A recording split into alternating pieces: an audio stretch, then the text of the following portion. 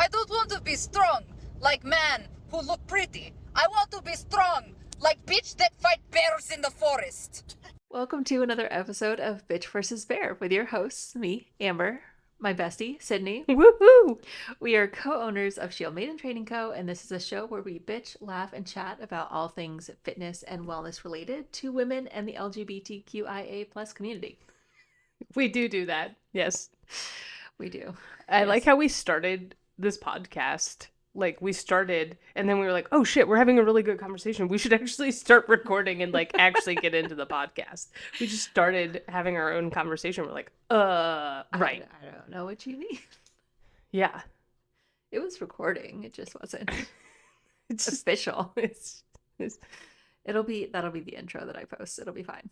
yeah, there you go. I like that. What the heck are we talking about today, Amber? I clearly have no idea. I clearly have no idea. I don't know why you would ask me that. So, as you've written, today we are tackling a really important and often overlooked, as most things for women are, topic, which is mental health in the LGBTQ plus women's community.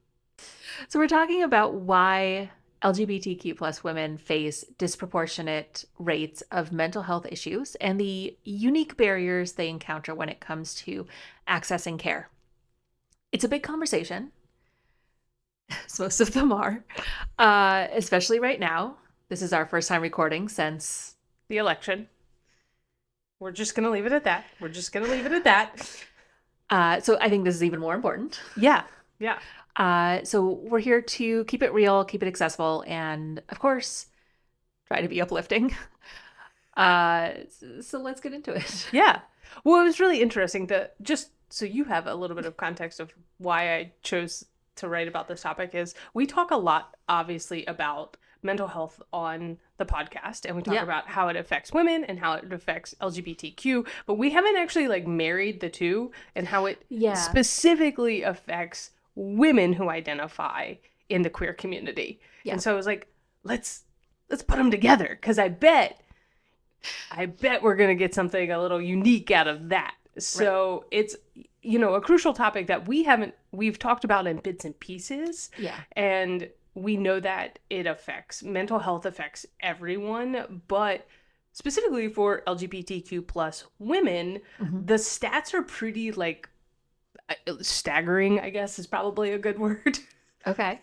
Yeah, they're more likely to experience anxiety, depression, and other mental health challenges compared to both heterosexual women and LGBTQ men. So it's trying to figure out like why, where does that come from? And we probably have some thoughts on it. I mean, I would guess that just being women already puts them at a disadvantage, and then to be a then further marginalized group. Yeah. It's like doubling down in the worst way possible. Yeah. Yeah. It's terrible. It's really, I think it's a mix of things. So like, obviously one of the big ones is discrimination. So queer women often face multiple layers of discrimination. So not only is there sexism, then you add on homophobia, biphobia, transphobia, and sometimes even racism. So all of that compiling just takes a huge toll on someone's mental health. Yeah. And then when you're constantly navigating those societal pressures, and we've talked about it like in a world where things aren't designed for you, like they're not meant to incorporate you, and then you have the stigmas that come along with it, it just creates an environment where anxiety and depression just can thrive. Like they're like totally makes sense. Yeah. I mean, the taking that a step further of like women who are then already not a minority, but women then in a minority of LGBTQ, and then women of color who are also LGBTQ.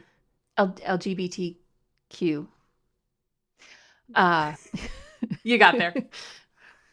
Doing some different letters. Are have hit the trifecta of bad. The trifecta of bad. Just it's wild. And I think we're gonna get into it. Okay. I tend to jump ahead, I feel like. No, it's okay. It's okay. Because I don't read ahead. Just That's a me problem. it just means that we're on the same wavelength. Like we're talking about things like you know what's coming. Yeah. Because you're like I know you what's don't need to read the outline. Because you know what's coming. I know what's coming. The worst We all video know game what's ever. coming. Okay, so we also want to remember or maybe learn about something researchers call minority stress. I guess for me, it would be learning about minority stress. This is the chronic stress that comes from living in a world that often does not fully accept you. Whether it's discrimination in the workplace, lack of family support, or feeling unsafe in certain spaces, it's like carrying an extra weight that can impact mental health over time, which totally makes sense. Yeah, it's kind of like every day women who identify as queer and potentially are, in other minorities, to go out into the world, it's kind of like putting on a weighted backpack. Like every single time you're like, okay, well, let me strap it on. Just like I'm carrying all this extra shit. Yeah. And Which nobody wants. Nobody wants. And it's not, in this case, it's not helpful. No. Like you're not, It's not a nice weighted blanket. yeah, you're not strength training anything in this case. And that kind of stress can be even more intense because they're dealing with both gender bias and sexual identity based discrimination. So like it's all of these things, like it's a double whammy, for lack of a better word, right? Like It's just all of these barriers are put in place, and then it's like, oh, and here we're gonna throw a couple extra on you. And sounds terrible. We're gonna load your backpack with a couple more rocks, and we're gonna make the wall that you have to climb out of that much taller. Ugh. Yeah, that's terrible. I don't love that. Yeah, and then on top of that, if you think about the internalized stigma that those people face, like where people start to believe negative stereotypes about themselves, which can then make anxiety and depression so much worse. Right. A leading national survey found that 22% of queer women respondents have attempted suicide, and 66 reported seeking treatment for trauma. So, like, the trauma burden on this particular community is enormous. Yeah. Like 22% is a very high that's rate. A very high number. Because those are just the people that responded to a survey, which, Yes. who responds to surveys? Exactly. And honestly tells what's going on in their lives. So, like, you have to take that with, like, okay, this number could be much higher than what's being recorded. Yeah, I would bet it is. Yeah, I would too. That's awful. I don't love that. Okay, so what makes this worse is that even when LGBTQ plus women want to get help, they often face barriers to accessing care. We talk about barriers to accessing care all the time. And it's not just about experiencing the mental health challenges, it's also about struggling to get the support they need, whether it's financial barriers, fear of discrimination in healthcare, or just not finding a provider who understands their experience. Getting mental health care can feel like a major uphill battle. Yeah. I've read that a lot of LGBTQ plus women avoid seeking help because they fear they'll encounter a provider who doesn't get it, or might even make things worse by being insensitive, which just sounds terrible. And let's face it, the healthcare system isn't exactly known for being LGBTQ plus friendly across the board. Yeah. They don't even like women. Yeah. There are some amazing providers out there. Don't get us wrong, like there really are. But for many, it's hit or miss. Yeah, and I think it's that hit or miss thing that's a huge problem when it comes to mental health care. Mm-hmm. Like for queer women, finding culturally competent therapists, someone who actually understands their unique experiences and the challenges that they face can be really tough. Mm-hmm. A lot of times women in this community just don't feel safe or understood in kind of like that traditional healthcare setting, especially around mental health. Yeah. They might even then in that healthcare setting face microaggressions or outright just homophobia. Right. And that makes anybody hesitant to seek help in the first place, because you're like, okay, it's hit or miss. Am I going to get microaggressed from my healthcare provider, or am I just not going to be accepted into the practice because of how I identify? Right. It's like, what the hell? Like, why even try? Why even start? Right? Like, it's hard enough to start the process of, or make the decision to seek a therapist and seek mental health help. But then to have all those extra barriers put in place is just so hard. So hard. Nobody should have to work that hard to get to support. Yeah. Like, I agree. I know you know. You know I know. It makes so much sense. It's the common sense that's lacking that gets me. Yeah. That's a whole other topic. Okay. So I've heard from friends in the LGBTQ plus community, which is pretty much all my friends, that even things like misgendering in therapy sessions or dismissive comments can completely derail their care, which, like, yeah, obviously, like, and it's not just about overt discrimination. Sometimes it's about providers not being trained or educated enough to deal with the nuances of LGBTQ plus mental health. Yeah. Which, like, yeah, that's got to be a whole wild ride. Yeah, I'm sure. That disconnect can cause people to feel more isolated and even give up on therapy altogether. Exactly. Like, and then when you give up on therapy and you give up on these, like, support systems, it causes, that isolation, and that becomes a major factor in other areas. Right. So a lot of queer LGBTQ plus women don't have the same social safety nets that I guess that I know that their heterosexual or, like, cisgender peers do.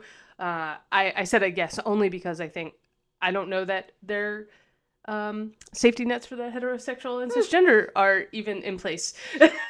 They're not gonna be. And then you couple that with family rejection, and many queer women lose family support after coming out, which can make them feel alone and without that crucial support system. And that kind of isolation can make everything 10 times harder. Yeah. When you don't have a strong support network, it's tough to cope with all of the challenges. Double down on the fact that now you have even more challenges, and then your mental health is just going to take a hit. There is no way around that. And how could there be? Yeah, exactly. Like, this shouldn't be a shock that the percentage of mental health issues in this demographic is high. Right. Like, if this is surprising to you, do some reflecting. Yeah. Yeah. Or some research. Yeah. Dude, yeah. All of the above. Like, if what we're talking about is shocking, then yeah, it's time to be like, oh, I am unaware of the barriers that these folks face. Yeah. Yeah. Yeah. I mean, even if this isn't shocking, maybe do some research, because, like, I feel pretty clued in to the LGBTQ world just because that's what my entire network is made of at this point in my life. Yeah.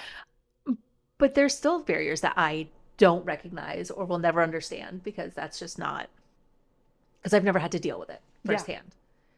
Yeah.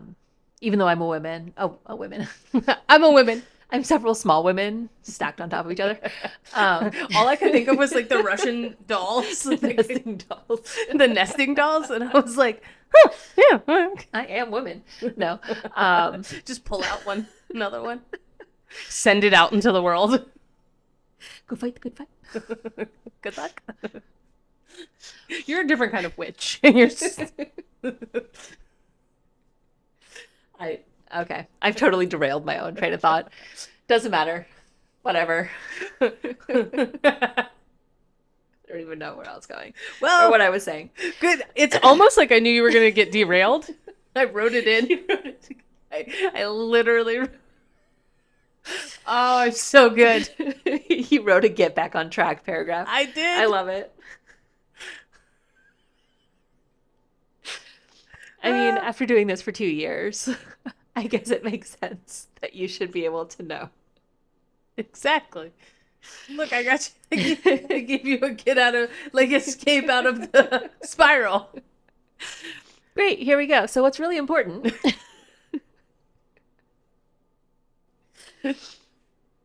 what's really important to point out is that these issues don't just affect one aspect of life, right?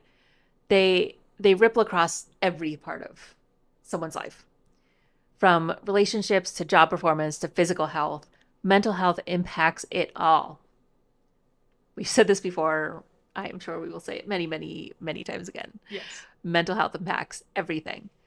For example, untreated anxiety and depression can lead to substance abuse or risky behaviors, which we see disproportionately affecting LGBTQ plus women. So it's full circle. It's a full circle issue that affects every part of their well-being. And let's not forget that the pandemic only made things worse, because of course it wasn't going to help. With isolation at an all-time high and many people cut off from their chosen families or safe spaces, mental health challenges have skyrocketed for LGBTQ plus women. It's like this perfect little storm of stress and lack of access to care. Yeah. Guess what's coming next? Lack of access to care. For everyone. So what can be done, Sydney? What are the answers? How do we move forward and make mental health care, just healthcare, more accessible and effective for LGBTQ plus women? I don't know that I have the authority to speak and say that this is the be all end all and that I can solve this problem. But I think one solution is improving cultural competence in healthcare. So like starting with providers need better training when it comes to understanding queer women's and LGBTQ issues. Just like stop there. Yeah. Just like we don't even need to get into women, just issues for anybody in the LGBTQ plus community, especially when treating women. So like there's their layer of complexity, but let's start with just like understanding the issues and getting training and competency around those.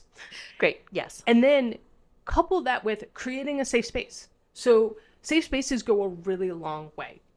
Welcoming spaces where women and queer folks can openly talk about their mental health without fear of judgment or misunderstanding is so helpful and so incredibly important. And there are not enough safe spaces.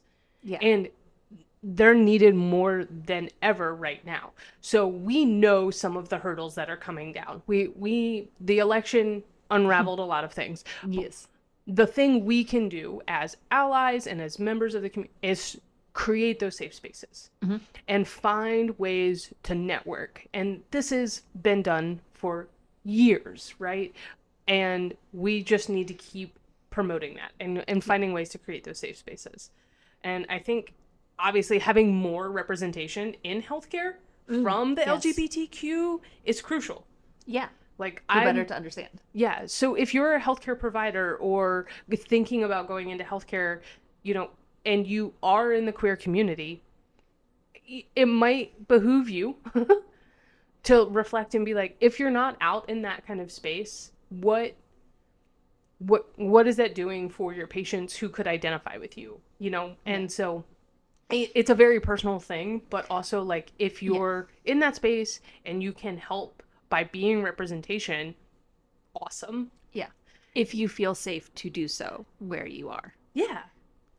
I do. Obviously. I do think having therapists and doctors and mental health professionals and PTs and all of these people who are a part of the community can just make a world of difference, right? Like, their patients will be able to identify with them more. They will feel hopefully more comfortable. Yeah. And, you can create a little pocket of safe space just in your exam room or just like in your office. And that might be just enough for those people. Yeah. Which, should inherently be a safe space. It should be. And I think it's not just about being understood, it's about feeling seen. Because one of the things as somebody in the queer community is like, okay, there are definitely spaces that I walk into that I'm like, I'm not going to be seen. So if I can't even be seen, I know I won't be understood. Yeah, that makes sense. It's like, okay, well, like, let's start just like, hey, guess what? Queer people, we're out there in the ether. We're out in the world. And if you can see us, then we can start to like dive a little bit deeper. And that's the biggest problem that we're facing right now is like the lack of people willing to see and validate other people's perspectives and experiences. Yeah. Let's not go down that rabbit hole. Okay. Maybe we set aside a special episode just to Yep, we can do that. We can do that. just to Get it out there. process all Yeah. of this. All right. Well, let's talk about community support. You know we love community. And there are a lot of grassroots organizations that are doing incredible work to fill the gaps in care.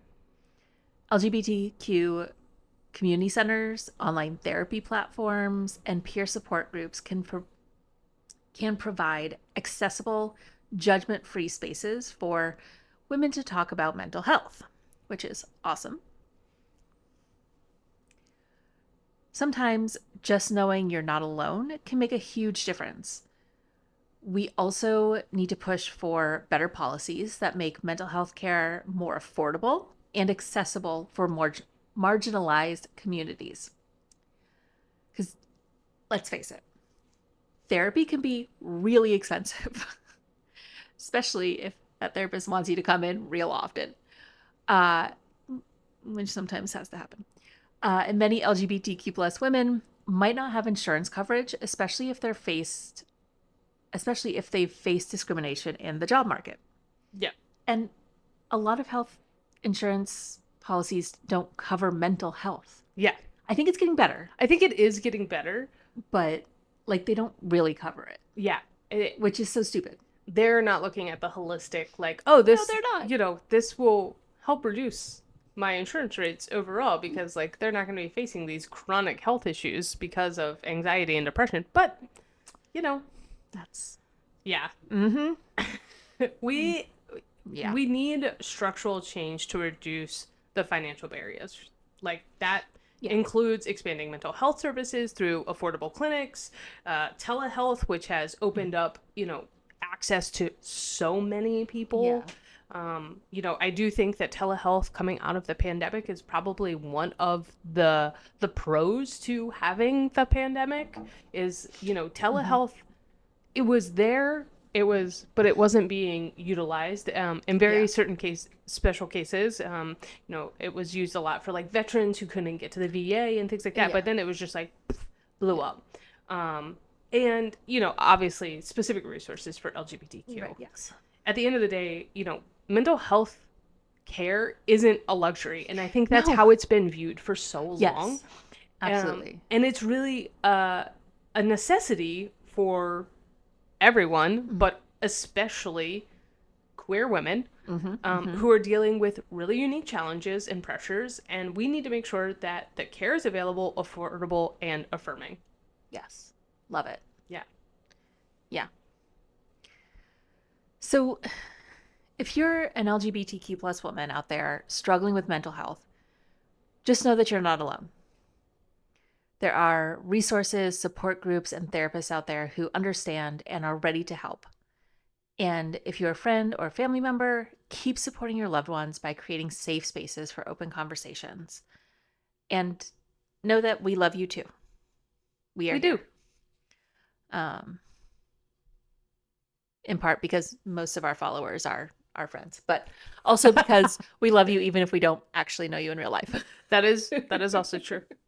Yeah. Well, you know, tough topic, but we got through it.